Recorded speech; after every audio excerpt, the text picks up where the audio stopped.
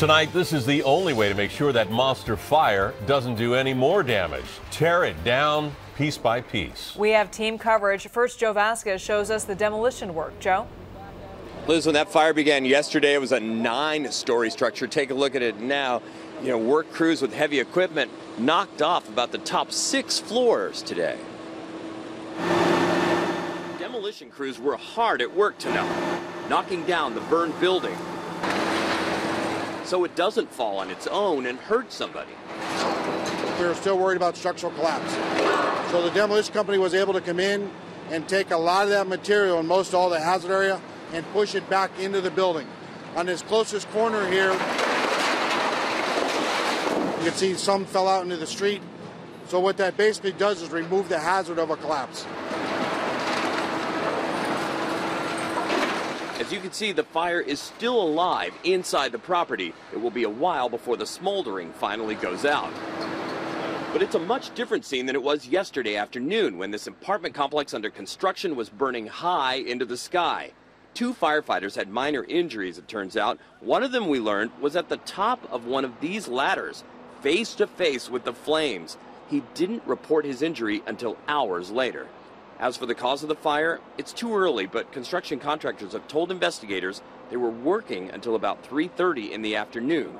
We have preliminary reports going on that there was some welding going on at the end of the day yesterday in the area of where this fire might have started, but at this point, it's still inconclusive.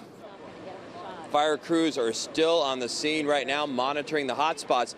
And Liz, tomorrow morning, we're expecting demolition will continue. All right, no doubt. All right, Joe, thank you.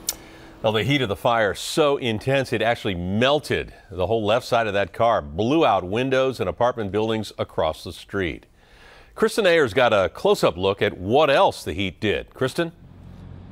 Yeah, and Ken, the big gutted building behind me is what is keeping some people from coming home tonight. People were evacuated yesterday. Many of them still out there tonight. Those units that face west toward the fire got the brunt of the damage from smoke. And tonight we saw some of that damage up close.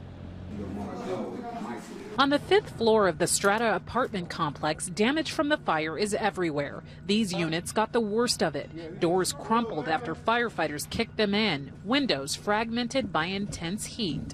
Workers gave us exclusive roof access to the building across the street from where this fire started. And from here, you can get a glimpse of the size and scope of this fire. Just look at all of that twisted metal and collapsed wood smoldering in the sun. This is what firefighters have been contending with for hours today. If we take a short walk over here, you can see what workers are here working on. There's broken glass on the ground, and right here you can see one of the windows that shattered. In the halls, maintenance crews moved from unit to unit, boarding up windows. Oh, it's going to be hard fixing some of these doors. And patching up broken locks. Tonight, tenants who live further from the rubble saw their apartments for the first time since the fire broke out. Untouched. There was no damage, no water damage or smoke damage in my apartment, so I was really lucky. Colleen Wilson came home just to pack up her belongings. Her employer was housing her here temporarily, and now she may stay in a hotel. Other tenants, like Seth Gondek, came home for good. From talking to residents and talking to people that work here, it seems like we can stay. Firefighters confirm that most people in both the Strata and Venue complexes can return home tonight, but there are still many who cannot.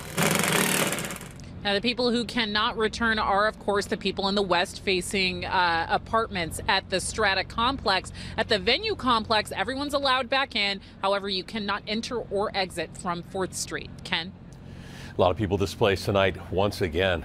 Kristen Ayers in San Francisco. Thanks, Kristen.